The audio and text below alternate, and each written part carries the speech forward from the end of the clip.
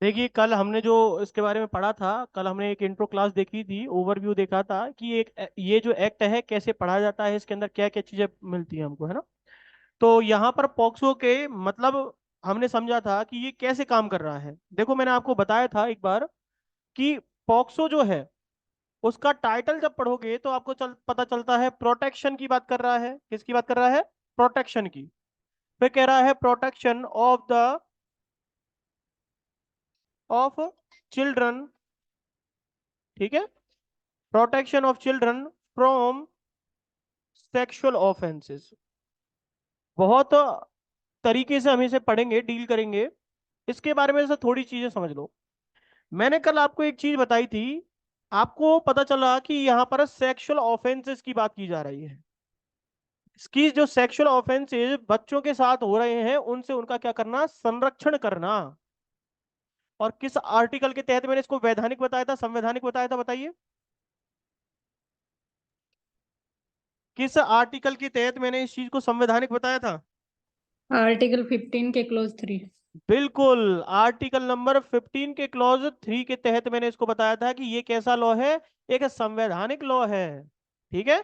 लेकिन साथ ही साथ आपको पता चल रहा है ये लॉ जो है वो स्पेशल लॉ है या जनरल लॉ है या ये लोकल लॉ है। देखो मैं क्या क्या चीज बता रहा हूं यहाँ पर।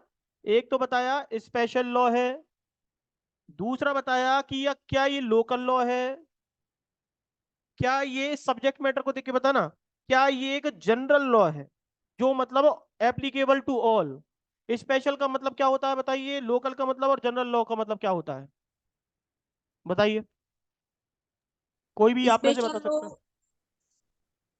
बताइए। स्पेशल लॉ वह होता है जो मतलब कि स्पेशल सब्जेक्ट मैटर पे ही लागू होता है। मतलब स्पेशल सब्जेक्ट मैटर जो होते हैं, सब्जेक्ट मैटर जो है उन पर लागू होने वाला लॉ, मतलब उसकी कोई विषय वस्तु एक है। ठीक है, मतलब वो सब पर लागू नहीं होता, कोई एक ही विषय वस्तु है उसकी। आगे बताइए, लोकल लॉ का मतलब क्या होता है? लोकल लॉ वह होता है जो पर्टिकुलर एरिया पे लागू होता है, जैसे राजस्थान मतलब रेल। बिल्कुल, बहुत बढ़िया। पर्टिकुलर एरिया पर लागू होने वाला लॉ क्या कहलाता है? लोकल लॉ कहलाता है। और जनरल लॉ क्या होता है?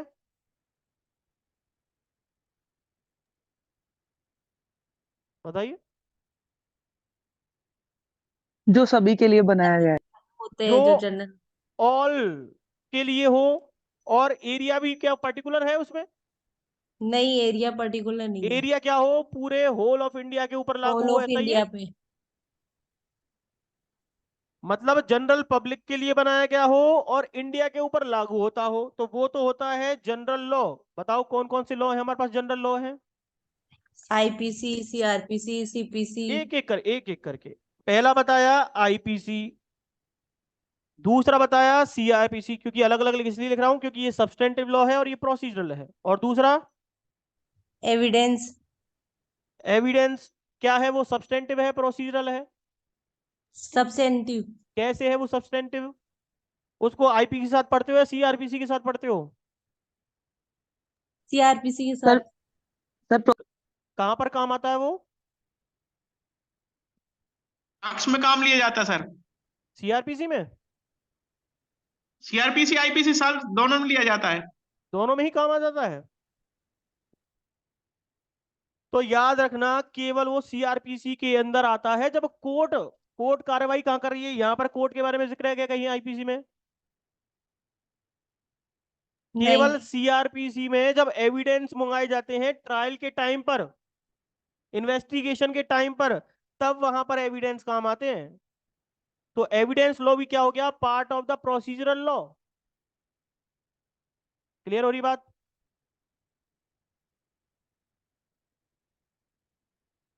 एविडेंस लॉ कैसा है? Part of the procedural law, procedural law का ही भाग है। प्रोसीजरल लॉ कौन सा है? सीआरपीसी, उसी का ही तो भाग है ये एविडेंस। बोलो हाँ या ना। यस। Yes sir. और दूसरा बताओ कोई लॉ। सीपीसी। सीपीसी कहाँ गई? यहां पे आ गई। और यहां पर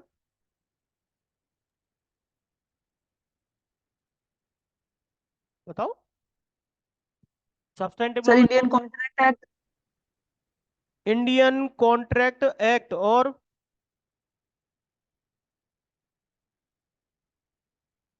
टीपी एक्ट आ गया क्या? जी।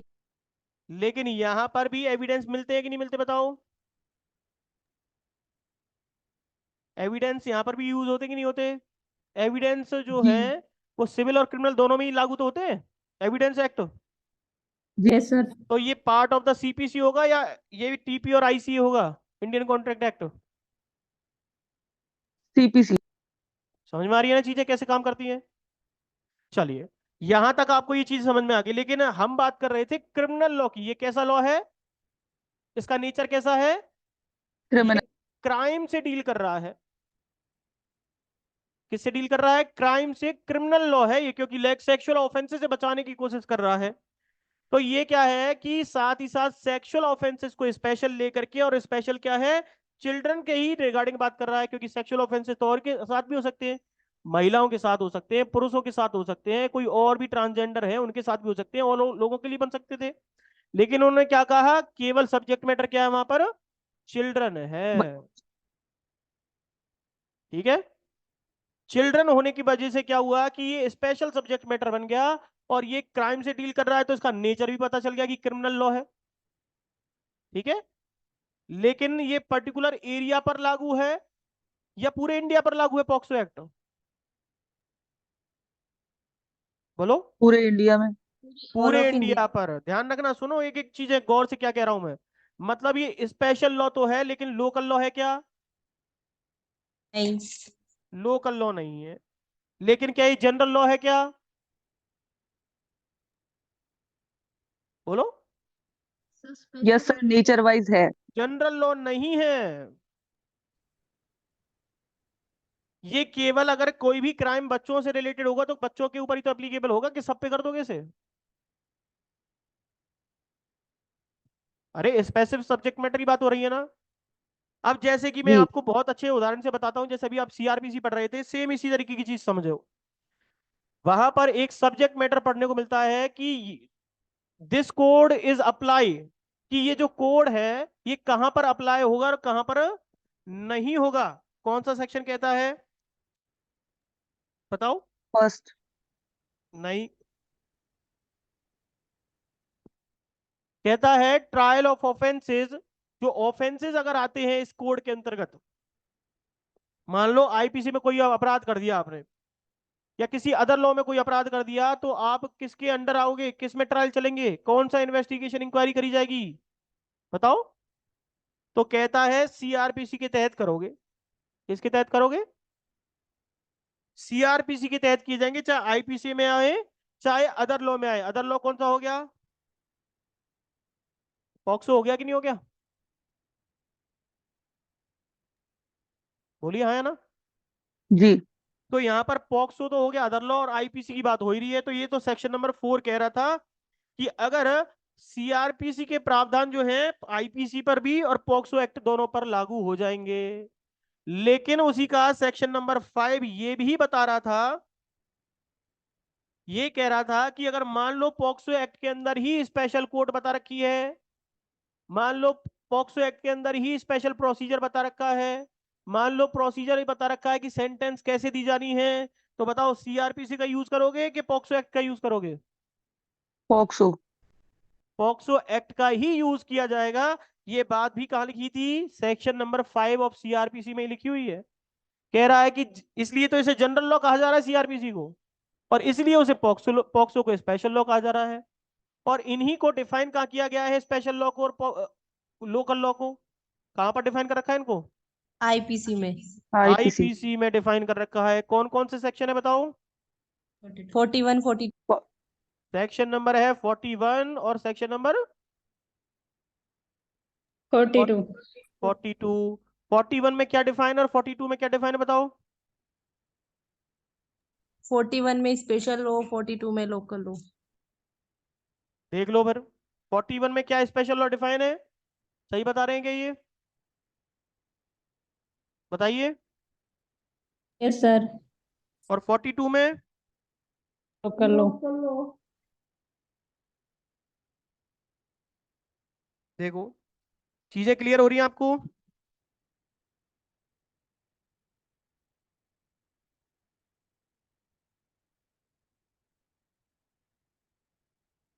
तो यहाँ पर हमें ये सारी चीजें समझ में आ गई कि स्पेशल लॉ क्या होता है, लोकल लॉ क्या होता है, जनरल लॉ क्या होता है। इनमें ये भी पता चल गया सब्सटेंटिव लॉ किसको कहते हैं। सब्सटेंटिव का मतलब होता है जो या तो किसी की लाइबिलिटी मतलब दायित्व को, यहाँ पर ये भी समझ लो हाथ की हाथ, सब्सटेंटिव लॉ क्या होते हैं जिसको सारभूत बोलते हैं, और एक होते हैं प्रोसीजरल लॉ। प्रोसीजरल लॉ इसे एडजेक्टिव लॉ भी कहते हैं। क्या बोलते हैं? एडजेक्टिव लॉ भी कहते हैं। प्रोसीजरल लॉ या एडजेक्टिव लॉ या सब्सटेंटिव लॉ। सब्सटेंटिव लॉ उनको कहते हैं जिनमें दायित्व, ऑब्लिगेशन, लायबिलिटीज की बात की जाती हो। अब मान लो किसी व्यक्ति ने कोई अपराध कर दिया तो उसकी लायबिलिटी क्या होगी, उसको सजा होगी कि नहीं होगी, बताओ? बोलो हाँ या ना। उसकी लायबिलिटी, अगर मान लो उसने किसी का रेप कर दिया, किसी व्यक्ति ने, ए व्यक्ति ने बी नाम की व्यक्ति का रेप कर दिया, तो ए को सजा होगी कि नहीं होगी, ये बताओ? होगी। होगी तो सही, लेकिन कोर्ट की प्रक्रिया से होगी। तो इसका मतलब क्या हुआ कि उसकी लायबिलिटी अराइज होगी कि नहीं होगी? Yes sir. लायबिलिटी अराइज हो गई उसकी, उसे कहते हैं दायित्व, कि उसे करना ही पड़ेगा, वो बाउंड है जेल जाने के लिए। इसी तरीके से आपने सुना होगा राइट्स के बारे में और ड्यूटीज के बारे में। राइट्स और ड्यूटीज क्रिमिनल केसेस में होते हैं क्या? वहां पर केवल क्रिमिनल केसेस में क्या पाई जाती है? लायबिलिटीज होती हैं। जबकि राइट्स और ड्यूटीज कौन से केसेस में पाई जाती हैं? Civil cases. सिविल केसेस में। पढ़ते हो ना, जब कॉन्ट्रैक्ट होता है तो आपकी ड्यूटी है, एक का राइट है, राइट इन रेम, राइट इन पर्सोनम। बोलो हाँ है ना। Yes sir. टीपी एक्ट पढ़ते हो तो टीपी एक्ट में भी पता चलता है मॉर्टगेजी के राइट और मॉर्टगेजर की ड्यूटी, मॉर्टगेजर की ड्यूटी और मॉर्टगेजी की राइट। तो बेलर के राइट और बेली के राइट, ये सारी चीजें कहाँ आती हैं? सिविल केसेस में आती हैं। जबकि क्रिमिनल केसेस में केवल और केवल लायबिलिटीज की बात की जाती है, कि अगर किसी व्यक्ति ने किसी लॉ को तोड़ा है, उल्लंघन किया है, तो उसको क्या सजा होगी। इसीलिए उसको क्या कहा जाता है? जो इन बातों को डिसाइड कर देता है वो क्या कहलाता है? सब्सटेंटिव लॉ कहलाता है।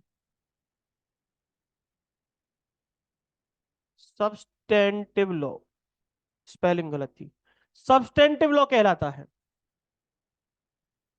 जबकि प्रोसीजरल क्या होता है?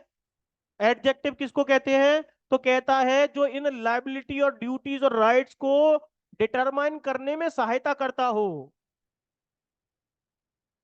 मतलब ये तो है मशीन, प्रोसीजरल लॉ तो प्रक्रिया बताता है, ये प्रक्रिया चलती है उसके अंदर, और ये क्या है? उसका प्रोडक्ट।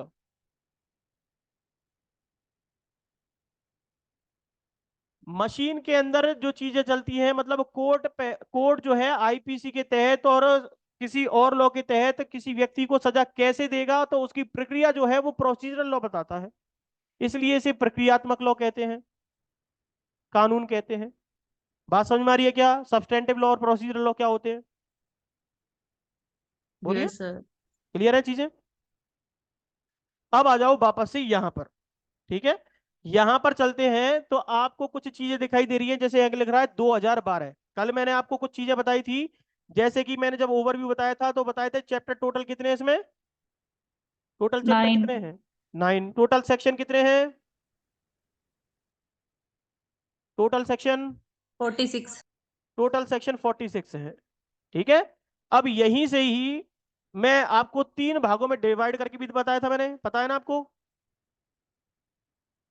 3 भागों में डिवाइड भी किया था मैंने आपको। प्रीलिमिनरी जो इंट्रोडक्शन पार्ट बताता है, एक बताता है सब्सटेंटिव लॉ, और एक बताता है प्रोसीजरल लॉ। पता है या भूल गए?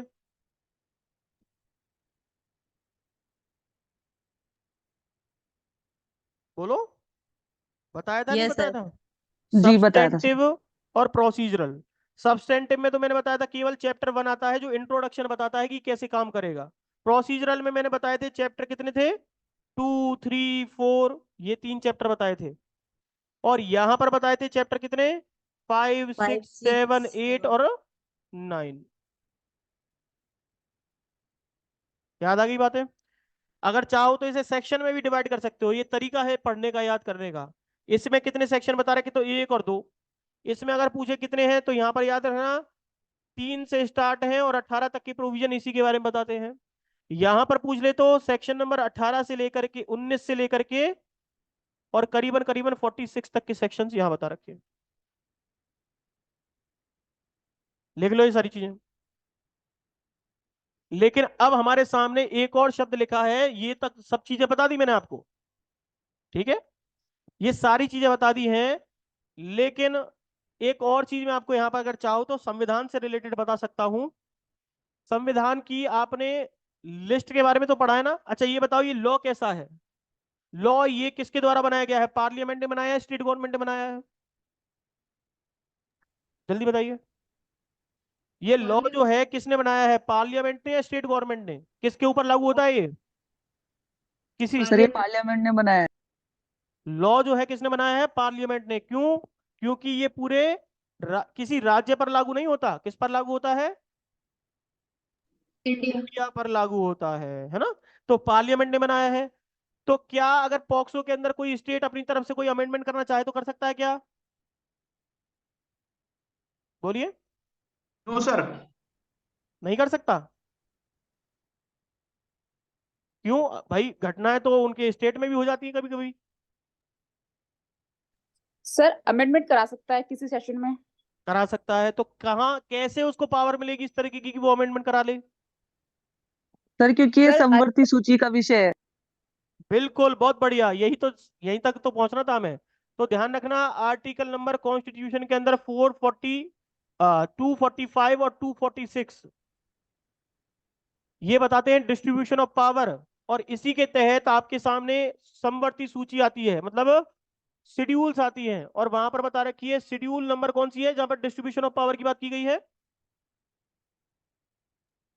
बोलिए। 7। Schedule number 7। तो कितनी तरह की लिस्ट बता रखी है डिस्ट्रीब्यूशन ऑफ पावर के लिए? 3। 3 तरह की। कौन कौन सी हैं? So union list, concurrent list एक और तो state यूनियन list। है, एक स्टेट है, और तीसरी है कॉनकरेंट लिस्ट। तो यूनियन बनाती तो फिर यूनियन के अलावा कोई स्टेट कर सकता था क्या? नहीं कर सकता था। तो इसका मतलब यूनियन भी बना सकती है और स्टेट भी बना सकती है। इसका मतलब वो समवर्ती सूची का भाग है। ठीक है। तो आपको ध्यान ये रखना है कि समवर्ती सूची में कौन सी एंट्री नंबर का ये लिस्ट में आते हैं जिसकी वजह से स्टेट गवर्नमेंट भी इसमें अमेंडमेंट कर सकती है और यूनियन इस पर लॉ बना सकती थी। तो ध्यान रखना, आईपीसी जो सब्सटेंटिव पार्ट होते हैं उनके ऊपर एंट्री नंबर 1 बताई हुई है। मतलब आईपीसी और अदर लॉज लिखा हुआ है वहां पर। जब ढंग से पढ़ोगे उसे तो वो एंट्री नंबर 1 बताता है उसका। और जब सीआरपीसी की बात आती है तो सीआरपीसी या इस तरीके के और क्रिमिनल प्रोसीजर लॉ की जब बात होती है तो कौन सा एंट्री बताता है? बोलो। Entry number 2। देखो, अब 2 तरीके की चीजें आपके सामने आ गई। आपसे सवाल आ सकता है कि बताओ आईपीसी कौन से सब्जेक्ट मैटर के अंदर आता है, कौन सी लिस्ट के अंदर आता है? ये भी आ गया। इसके बारे में कैसे अमेंडमेंट किए जा सकते हैं ये भी आ गया। और सीआरपीसी के रिगार्डिंग भी कहां बता रखा है ये भी पता चल गया आपको। लिख लो फटाफट से।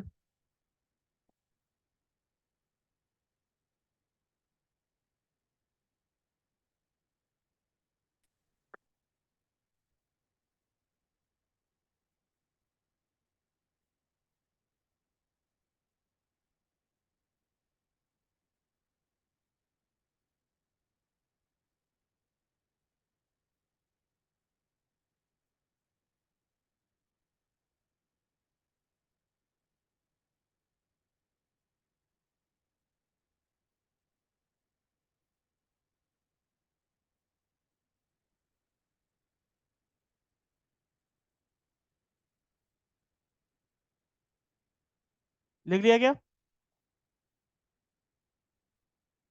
चलिए। Yes sir. अब देखिए, ध्यान रखो कि ये जो पॉक्सो एक्ट है, क्योंकि आपको पता है बच्चों से रिलेटेड बहुत सारे अपराध उस टाइम पे हो रहे थे लेकिन कोई स्पेशल स्पीडी ट्रायल नहीं हो रहे थे, उनको न्याय नहीं मिल पा रहा था। बहुत तरीके की घटनाएं उनके साथ हो रही थी तो व्यवस्था नहीं बैठ पा रही थी। ठीक है। तो उसी मकसद से क्या हुआ कि बच्चों को लेकर के सेक्सुअल ऑफेंसेस के अगेंस्ट क्या किया जा रहा है, उनके अगेंस्ट की कैसे प्रोटेक्शन किया जाए उसके बारे में बात की जा रही थी। ठीक है। तो वहां पर जब ऐसी बात हो रही थी तो आपको पता हो तो कुछ ट्रिटीज उस टाइम पर, कुछ कन्वेंशन इंटरनेशनल लेवल पर हो चुकी थी, क्योंकि महिलाओं का और सबसे ज्यादा बच्चों का ही शोषण किया जा रहा था। ठीक है। तो सबसे पहले आपको पता हो तो एक कन्वेंशन हुई थी। कन्वेंशन जो है इस तरीके की थी जिसकी वजह से हमारे यहाँ पर चिल्ड्रन से रिलेटेड कानून बन करके आने लगे, जिसकी वजह से हमने आर्टिकल नंबर 15 के क्लॉज 3 के अंतर्गत भी ये बातें की गई थी। जैसे कि चाइल्ड राइट्स को लेकर के इंटरनेशनल कन्वेंशन हुई थी। जिनको मैंने जेजे एक्ट पढ़ाया होगा उनको पता होगा कि जेजे एक्ट के अंदर भी एक इंटरनेशनल कन्वेंशन बताई हुई है। तो चाइल्ड के राइट्स को लेकर के, चाइल्ड को क्या क्या प्रोटेक्शन दिए जाने चाहिए उनको लेकर के कुछ बातें की गई थी उस टाइम पर। तो एक कन्वेंशन है, उस कन्वेंशन का नाम लिखो, convention on the rights of the child. देखिए, convention on the rights of the child adopted by the UN assembly. किस नाम से, किस शॉर्ट फॉर्म क्या है इसकी बताओ, कौन बता सकता है आप में से? Convention of rights of child किस नाम से जाना जाता है इसे? तो आप ध्यान रखना, पहले इस टाइम पे एक डीआरसी कन्वेंशन आई थी। कौन सी कन्वेंशन थी? DRC. DRC convention league of nation के टाइम पर आई थी 1924 में। कब आई थी? 1924 में DRC, declaration on the rights of the child, सबसे पहली कन्वेंशन आई थी, जिसकी वजह से आपके यहां पर चिल्ड्रंस एक्ट 1960 आया था। याद है आपको? उससे पहले जब प्रेसिडेंसी टाउन आपके यहां पर चलते थे तो टाइम टाइम पर अलग अलग तरीके के लॉज आए थे चिल्ड्रन से रिलेटेड, जैसे कि Madras children act, Bombay children act, Bengal children act, अलग अलग तरीके के, क्योंकि अलग अलग प्रेसिडेंसी में बटे हुए थे उस टाइम पे। फिर जब हम एक भारत पूरा कंप्लीट बन गया था 1900, कब बना था बताओ? जब भारत आजाद होने के बाद संविधान बन गया 1947 में, तो उसके बाद 1950 में जब निर्माण किया गया तो ये चीजों को फिर से जोड़ दिया गया और चिल्ड्रन और महिलाओं से रिलेटेड आर्टिकल जोड़ा गया था। तो डीआरसी, फिर डीआरसी जो थी 1924 में आई थी। उस टाइम पर किसने बनाया था कन्वेंशन, किसने की थी? लीग ऑफ नेशन ने। ये कन्वेंशन उस टाइम पर कहां पर हुई थी बताइए? ये कन्वेंशन तब कहां पर हुई थी ये? शालू जी, मीरा जी, कहां पर कन्वेंशन हुई थी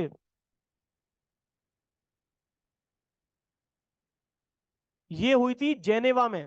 जेनेवा में। जेनेवा में कन्वेंशन हुई थी, इसलिए इसको क्या बोला जाता है? जेनेवा कन्वेंशन के नाम से जाना जाता है। लेकिन उसके बाद वर्ल्ड वॉर सेकंड हुआ था, तो क्या हुआ था? फर्स्ट वर्ल्ड वॉर में तो लीग ऑफ नेशन हट गई थी। फिर उसके बाद आई थी आपकी, कौन सी आई थी organization? CRC. UN. World war second होने के बाद यूएन का निर्माण हुआ, यूएनओ, यूनाइटेड नेशन ऑर्गेनाइजेशन। ठीक है। उसने क्या किया उस टाइम पर, जब वो नई नई बनी थी तो उसने बहुत सारे कन्वेंशन किए कि युद्ध नहीं हो किसी तरीके का। तो ऐसे करके उसने उस टाइम पर एक सीआरसी उसको बना दिया, मतलब डीआरसी को ही सीआरसी बना दिया, और वही चाइल्ड राइट्स को लेकर के बात हुई उस टाइम पर। ये कब किया गया? तो 1989 में यूएन ने किया था इसको अडॉप्ट। यूएन की जनरल असेंबली जो है उसने इसे सीआरसी बना करके अडॉप्ट कर लिया। किसको? डीआरसी। कुछ अपनी तरफ से भी नए नियम कायदे कानून बना दिए, लेकिन डीआरसी ही क्या बन गई? सीआरसी बन गई। लेकिन यूएन ने उसे अडॉप्ट किया था, इसलिए उसे आज के नाम पर क्या जाना जाता है? UNCRC, United Nation on the rights of the child, rights of the child या children's, convention on the rights of the child, United Nation convention on the rights of the child, UNCRC. सुना इसका नाम? Yes sir. सबने सुन रखा होगा इसके बारे में। तो ये जो है यूएनसीआरसी है, पहले डीआरसी थी उसको यूएनसीआरसी बना दिया गया। और इसी कन्वेंशन को हमने भी अडॉप्ट कर लिया, क्योंकि हम भी तो कन्वेंशन, जब कोई कन्वेंशन की जाती है इंटरनेशनल लेवल पर, अब डोमेस्टिक लॉ के अकॉर्डिंग वो सही है नहीं है ये देश अपने हिसाब से देखते हैं, लेकिन जैसे ही हमने उस पर सिग्नेचर कर दिए तो फिर हम भी उस कन्वेंशन के तहत बाउंड हो जाते हैं कि हमें भी अपने देश के अंदर इस प्रकार के लॉ बनाने पड़ेंगे जिसके अंदर चिल्ड्रन के राइट्स की प्रोटेक्शन की बात की जाती हो। तो फिर हमने इसको कब अडॉप्ट किया था बताओ यूएनसीआरसी को? 11 दिसंबर 1992 में। तो याद रखना 11 दिसंबर ये क्वेश्चन आ सकता है 11 दिसंबर 1992 के अंदर हमारे इंडिया ने इस यूएनसीआरसी की कन्वेंशन पर हस्ताक्षर कर दिए थे कि हम भी इनसे रिलेटेड बच्चों की सुरक्षा से रिलेटेड क्या बनाएंगे, कानून बनाएंगे। और उसी के तहत आपका जेजे एक्ट बना हुआ है, पता है आपको? जेजे एक्ट 2000, उस टाइम पर 2000 का जेजे एक्ट आया था। उससे उसके बाद आपके पास जेजे एक्ट 2015 आया था, वो भी इसी से बना है। और इसी के मुताबिक आपका पॉक्सो एक्ट भी बना हुआ है। और इसी के मुताबिक आपको पता हो तो 2005 का आपके पास एक चाइल्ड राइट्स एक्ट भी है अलग से, protection of the child right act. बताया था नहीं बताया था? उसके अंदर आपकी जैसे नालसा, सालसा, डालसा होते हैं ना, NALSA national legal service authority, ये जो लीगल सर्विस अथॉरिटी एक्ट है उसके तहत, ऐसे ही चाइल्ड राइट एक्ट के तहत भी नेशनल लेवल की कमीशन बनी हुई है चाइल्ड राइट्स को लेकर के, ठीक है, जिसको बोला जाता है NCCR, National Commission on the rights of the child, child के राइट्स की बात जो करती है। लिख लो ये सारी चीजें, पॉक्सो के अंदर भी बताई गई हैं चीजें।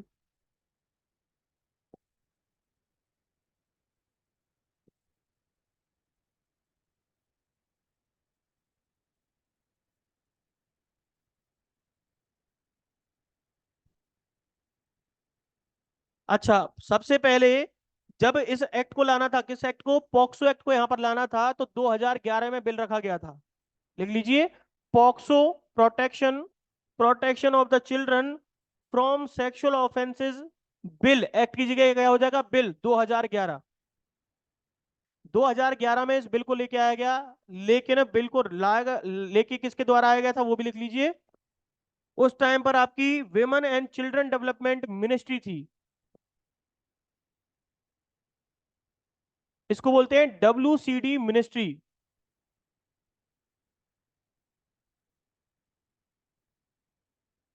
Women and children development ministry, इसने इसको पेश किया था सबसे पहले।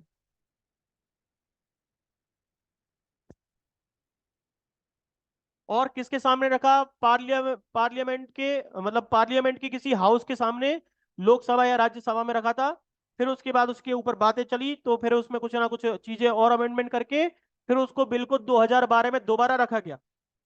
और जैसे ही 2012 में रखा था, तो वो बिल जो है दोनों सभाओं से पास होकर के, लोकसभा राज्यसभा से पास होकर के, किसने असेंट दे दी उसको, अपनी सहमति किसने दी, बोलो? प्रेसिडेंट। प्रेसिडेंट ने उसे अपनी सहमति दे दी। प्रेसिडेंट ने क्या दे दी, अपनी सहमति दे दी। और ये जो प्रेसिडेंट के द्वारा ऐसी सहमति दी गई, वो कौन सी तारीख को दी गई थी, 19 जून, लिख लो 19 जून 2012 को। ये इरेज कर दूं क्या सारा, बोलिए? Yes sir. 19 जून 2012 को क्या कर दिया गया, प्रेसिडेंट ने अपनी सहमति दे दी। और जैसे ही प्रेसिडेंट सहमति देता है, तो उसके आगे का प्रोसीजर क्या होता है उसके बारे में समझ लो, कि जब भी प्रेसिडेंट के द्वारा सहमति दे दी जाती है, तो वो अपने आप में जो बिल था, जो ड्राफ्ट बना हुआ था, वो क्या बन जाता है, अधिनियम बन जाता है। क्या बन जाता है, अधिनियम। बिल से वो एक्ट में कन्वर्ट हो जाता है उसी दिन। तो बिल से एक्ट में कन्वर्ट होने के लिए वो जो सहमति होती है, उसका पब्लिकेशन होना जरूरी है। क्या होना चाहिए, ऑफिशियल गजट में पब्लिश होनी जरूरी है वो, क्योंकि जो गवर्नमेंट का अखबार होता है, एक तरीके का न्यूज़पेपर, वो होता है ऑफिशियल गजट। उस ऑफिशियल गजट के थ्रू वो पब्लिकेशन हो गया हो उसका, एक्ट का। तो जिस दिन वो पब्लिकेशन होता है, तो उस दिन क्या होता है, उस ईयर का वो उसके साथ डेट, साइटेशन डेट लगा जाती है। तो वो क्या है आपकी, तो यहां पर लिखिए, लिखिए एक्ट नंबर 32। साइटेशन क्या है इस एक्ट की, साइटेशन गलत, citation of the act, of this act, this act का मतलब है पॉक्सो। क्या है इसकी, तो तो ये जिस दिन बिल से एक्ट में कन्वर्ट हुआ उस दिन के बाद पब्लिकेशन होना था। तो जिस दिन ये पब्लिश हुआ तो उस दिन से ये क्या बन गया, एक्ट नंबर ऑफ 2012। मतलब क्या है, 2012 में बिल से एक्ट में कन्वर्ट हुआ था। कौन सी, 2012 में। तो 2012 में जब ये एक्ट से बिल से एक्ट में कन्वर्ट हुआ तो ये कौन से नंबर का एक्ट था जब पास हुआ था उस टाइम पर? तो ये था 32, 32वें नंबर का था उस ईयर का। मतलब 31 और एक्ट 2012 में पास हुए थे। इसका मतलब ये होता है एक्ट नंबर 32 ऑफ 2012, मतलब उसी साल में 32वें नंबर का एक्ट था ये। 31 और एक्ट उसी टाइम पे पास हुए थे 2012 में।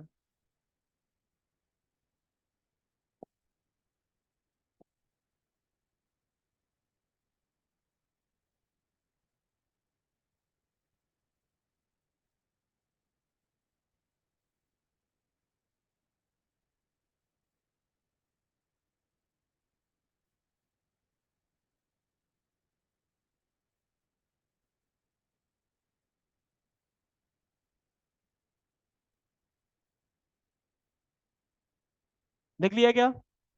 इसके साथ साथ यहां पर ध्यान दीजिए, प्रेसिडेंट जो है,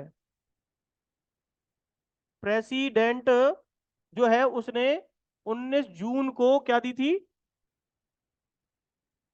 19 जून को अपनी असेंट दी थी 2012 को। ये जो असेंट है इसको सहमति के नाम से जाना जाता है, इसको अडॉप्शन डेट के नाम से जाना जाता है, इसे इनेक्टमेंट डेट के नाम से भी जाना जाता है। 3 तरीके की डेट के नाम से जाना जाता है इसे, ठीक है। अब क्या हुआ कि जैसे ही इन्होंने दे दी तो ध्यान रखो कि ये बच्चों के लिए क्या दिया, एक तरीके का गिफ्ट देने की कोशिश की है गवर्नमेंट के द्वारा। तो गवर्नमेंट क्या चाहती थी कि ये बच्चों को गिफ्ट के तौर पर दिया जाए। तो आपको मैं बता दूं, तो इस इस एक्ट को लागू कब किया गया, तो ये बात ध्यान रखना। देखो कब की बात है, 19 जून को प्रेसिडेंट ने असेंट दे दी थी, साइन कर दिए थे, लेकिन उस टाइम पर नहीं किया गया। 4-5 महीने बाद चिल्ड्रंस डे के दिन, कौन सा डे था, चिल्ड्रंस डे, उस दिन इन्होंने गिफ्ट देने की सोची, गवर्नमेंट ने, उस टाइम की गवर्नमेंट ने गिफ्ट देने के तौर पर बच्चों को गिफ्ट दिया जाए, ठीक है। कौन सा डेट था, चिल्ड्रंस डे कब मनाया जाता बताओ? 14 नवंबर। 14 नवंबर 2012 को एनफोर्स कर दिया गया गवर्नमेंट के द्वारा। सेंट्रल गवर्नमेंट ने डेट डिसाइड कर दी कि 14 नवंबर 2012 को ही इसको एनफोर्स किया जाएगा और इन बच्चों की सेक्सुअल ऑफेंस से प्रोटेक्शन किया जाएगा। क्लियर होगी बात? तो हमारे सामने प्रेसिडेंट की असेंट, एक्ट नंबर, और साथ ही साथ चिल्ड्रंस डे, इसका मतलब इन्फोर्समेंट डेट जो है 14 नवंबर 2012 आ गई। अब देखो इसको इन्फोर्समेंट डेट के नाम से जाना जाता है, इसको इम्प्लीमेंटेशन डेट के नाम से जाना जाता है कि कब से ये लागू हुआ, इम्प्लीमेंटेशन डेट। इसके अलावा इस एक्ट को WEF, इस डेट को WEF with the effect from, कब से ये लागू होगा उसकी डेट से नाम से जाना जाता है। इसके अलावा इसको कमेंसमेंट डेट के नाम से भी जाना जाता है। 4 तरीके के शब्द यूज किए जाते हैं जब एग्जाम होते हैं, तो उनमें से कोई भी एक शब्द यूज कर सकते हैं आप।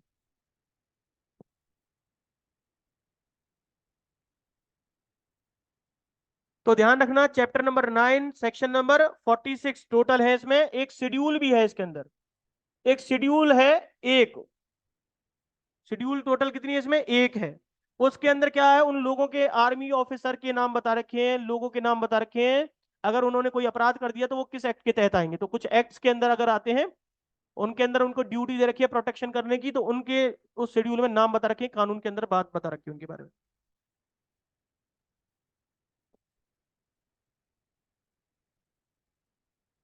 अब आपको कुछ बातें बता देता हूं अमेंडमेंट से रिलेटेड। अब यहां पर जो चीज आपके लिए काम की है उसको लिख लीजिए, अमेंडमेंट। आपको पता हो तो उस टाइम पर एक निर्भया कांड हुआ था दिल्ली में, याद है कुछ नहीं? बताइए, निर्भया कांड के बारे में पता है क्या? बताइए, निर्भया कांड बोलिए। Yes yes sir. निर्भया कांड में जो उस लड़की के साथ गैंग रेप हुआ था, ब्रूटल गैंग रेप, ठीक है, वो उसी टाइम पर तो हुआ था 2012 में। तो वहां पर क्या हुआ कि जब ऐसा लग रहा था कि भाई, मीडिया को ऐसा लग रहा था, मीडिया मतलब गवर्नमेंट की बहुत ज्यादा उस टाइम पर थू थू हो रही थी कि ये कुछ नहीं कर पा रहे, ये है वो ऐसे वैसे। तो उस टाइम पर वो क्या लिया, एक एक्ट लेके आए थे, क्रिमिनल अमेंडमेंट एक्ट, याद है? यस सर, 2013 में। क्रिमिनल अमेंडमेंट एक्ट सबसे बड़ा एक मेजर चेंज किया गया था उस टाइम पर, ये 2013 में। और जितने भी सेक्सुअल ऑफेंसेस थे उनकी सजा बढ़ा दी गई थी, कि अगर किसी ने ऐसा ऑफेंस किया तो उस अपराध की क्या कर दी उन्होंने, सजा को और ज्यादा बढ़ा दिया। तो उसी टाइम पर सेक्सुअल ऑफेंसेस तो आईपीसी के अंदर थे, तो उसमें जो रेप की सजाएं थी उनमें एबीसीडी करके कुछ 354 एबीसीडी ये जोड़ दिए गए। तो ऐसे ही करके पॉक्सो भी तो सेक्सुअल ऑफेंस से रिलेटेड था। तो ऐसे ही करके पॉक्सो एक्ट में 2013 में कुछ अमेंडमेंट कर दिए गए थे उस टाइम पर। तो निर्भया कांड की वजह से यहाँ पर 2013 के अंदर इसमें भी अमेंडमेंट किए गए थे पॉक्सो एक्ट में, आईपीसी के अलावा। लिख लीजिए।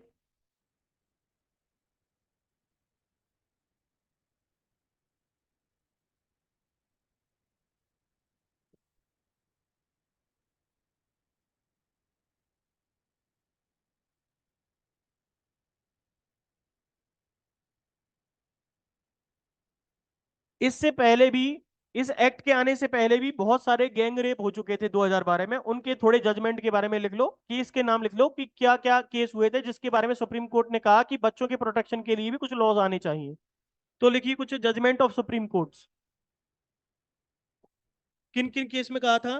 पहला लिखिए, सबसे पहला एक केस था साक्षी वर्सेस, लिखिए साक्षी वर्सेस यूनियन ऑफ इंडिया, 2004 का केस था।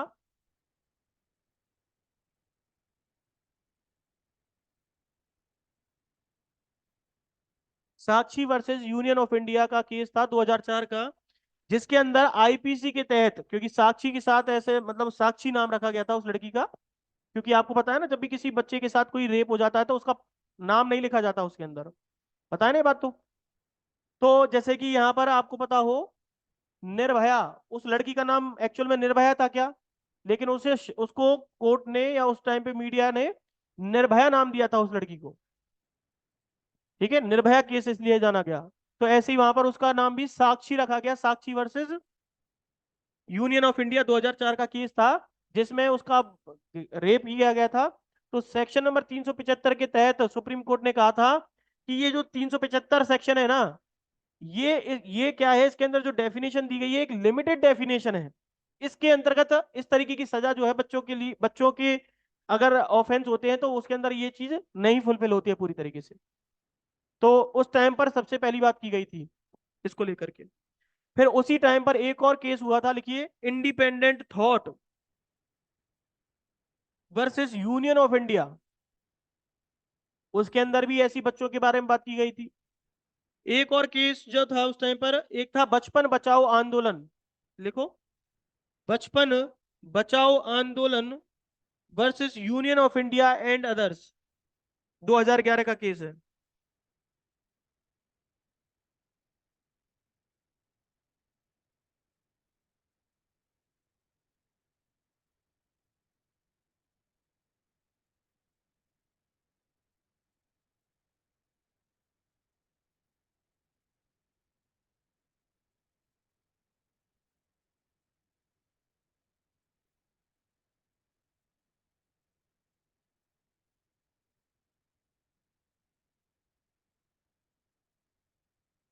अब क्या हुआ कि ये तो अमेंडमेंट हो गए थे, आपको पता है 2013 का केस हो गया था, लेकिन हुआ क्या उस केस में, उस टाइम पर एक और चीज भी वहां पर घटना घटित हुई। आपको पता हो, उन्नाव केस के बारे में सुना है आपने?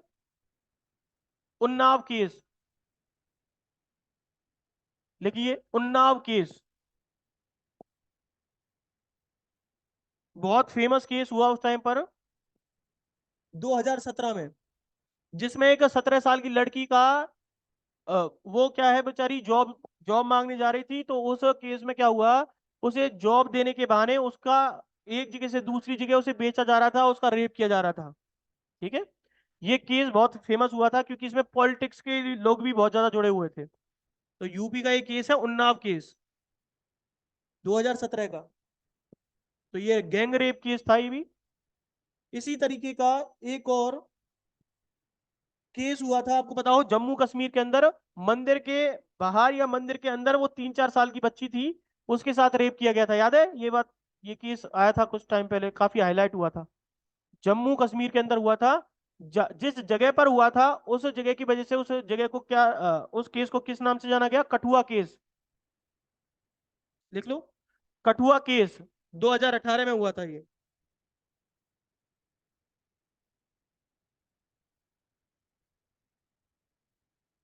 ये नेशनल लेवल के केसेस बने थे, कठुआ केस, उन्नाव केस। इन केसेस को देख करके नेशनल लेवल पर हमारी सरकार की थूथू हो रही थी, बीजेपी की गवर्नमेंट थी। तो उस टाइम पर इंटरनेशनल लेवल पर भी बहुत ज्यादा इनके ऊपर बयानबाजी हो रही थी कि ये क्या हो रहा है, 3-3 साल के बच्चे, ये आपके जो लॉज हैं ये इम्प्लीमेंट इफेक्टेड तो है ही नहीं, कोई काम ही नहीं कर रहे। तो इन्होंने क्या किया, जो ये 2012 में एक्ट आया था ना, तो 2013 में तो कुछ पनिशमेंट को लेकर के हुई थी चीजें। तो अब ऐसे केसेस को देख करके गवर्नमेंट और ज्यादा भड़क गई, और उन्होंने क्या कर दिया, 2019 में एक और पॉक्सो अमेंडमेंट एक्ट के नाम से कानून लिया है। तो फिर इसके अंदर क्या हुआ, 2019 में एक और अमेंडमेंट एक्ट आ गया।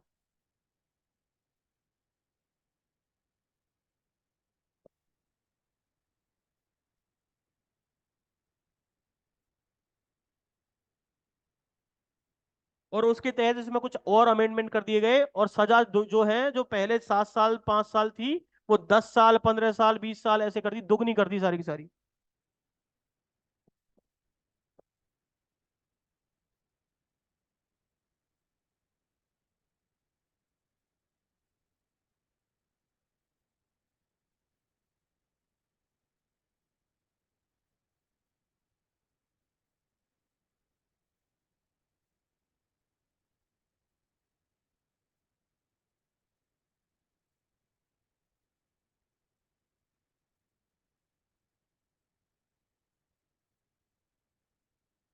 यहां तक की चीजें क्लियर हो गई कि आपकी? बताओ। Yes sir. चलो, तो आज हमने काफी कुछ चीज देख ली है कि इसका बेसिक इंट्रोडक्शन समझ लिया है कि क्या क्या चीज इंटरनेशनल लेवल पर क्या हुई थी, नेशनल लेवल पर क्या होते, कौन से केसेस आए थे, कौन से अमेंडमेंट के थ्रू 2013 का आया, 2019 का आया, है ना। और इसके साथ साथ हमने प्रेसिडेंट की असेंट और क्या देखा, अडॉप्शन डेट, या सॉरी क्या कहते हैं इसे, साइटेशन एक्ट के बारे में समझ लिया। एक एक इसके बारे में इम्प्लीमेंटेशन कब हुआ इसका, कैसे विल से एक्ट में कन्वर्ट हुआ, क्या ऑब्जेक्ट रहा है इसके पीछे, और कितने चैप्टर्स हैं, कंकरेंट लिस्ट में कैसे काम करता है, ये सारी चीजें जान ली। तो प्री के और मेंस के सवाल इसमें से आराम से बन जाते हैं आपके, है ना। डीआरसी सीआरसी इनके बारे में भी समझ लिया। बस आज का बस हम एक सेक्शन पढ़ लेते हैं, सेक्शन नंबर 1, इसके बारे में और समझ लो। सेक्शन 1 जो है आपका, उसके अंदर एक प्रियम्बल दे रखी है, ठीक है। तो प्रियम्बल जो है उसके अंदर काफी कुछ चीजें बता रखी हैं कि ये कैसे कैसे काम करेगा। तो मैंने जो भी बातें बताई ना, डीआरसी से सीआरसी में कन्वर्ट हुआ 11 दिसंबर 1992 1992 को इसको अडॉप्ट किया गया, है ना, हमने साइन कर लिए, उसके तहत, इस कन्वेंशन के तहत इस पॉक्सो एक्ट को लाया गया। तो वो सारी बातें जो हैं, जो मैं अभी बता रहा था, वो सारी बातें जो है इसी एक्ट में लिखी हुई है, प्रियम्बल में। ठीक है, तो आप इसे जब पढ़ोगे, जैसे कि कॉन्स्टिट्यूशनल वैलिडिटी कहाँ से मिली कि ये लॉ बनेगा, तो आर्टिकल नंबर 15 के क्लॉज 3 से मिली, ये भी बात इसी में लिखी हो, पढ़ने को मिलेगी। ठीक है, तो इसमें जो मेन ऑब्जेक्ट है वो चीजें भी लिखी हुई हैं। तो आज पहले हम सबसेक्शन नंबर 1 देख लेते हैं केवल, प्रियम्बल में आपको कल पढ़ाऊंगा। देखिए क्या लिखा है, शॉर्ट टाइटल, एक्सटेंट और कमेंसमेंट। तो शॉर्ट टाइटल का मतलब है कि इस एक्ट का पूरा नाम क्या है। तो ध्यान रखना, पॉक्सो एक्ट शॉर्ट टाइटल नहीं होता, पॉक्सो का पूरा मतलब protection of the children sexual offences act 2012। ध्यान रखना, 2012 भी नहीं लिखा तो नंबर नहीं मिलेंगे, आपको पूरा एक्ट का साइटेशन लिखना पड़ता है। इसके अलावा ये कहां पर एप्लीकेबल होगा, तो कह रहा है होल ऑफ इंडिया और इंक्लूडिंग जम्मू एंड कश्मीर, मतलब जम्मू कश्मीर पर भी लागू होगा आपसे ये एक्ट। ठीक है, पहले धारा 370 थी, इसकी वजह से आर्टिकल नंबर 370 था, तो उसकी वजह से नहीं होता था, लेकिन अब लागू होगा। डेट कमेंसमेंट जो है वो क्या होगी, कमेंसमेंट डेट जो है वहां पर लिखी है सेंट्रल गवर्नमेंट जो डिसाइड कर देगी नोटिफिकेशन के जरिए, तो वो हमने देख ही ली है, क्या डिसाइड करी थी, 14 नवंबर 2012। तो ऐसे करके आपके सामने कुछ चीजें आ गई हैं, बाकी हम इनके बारे में अब आगे क्लास में चर्चा करेंगे। अब यहाँ तक आपको कुछ भी पूछना हो XYZ तो आप पूछ सकते हो। Thank you.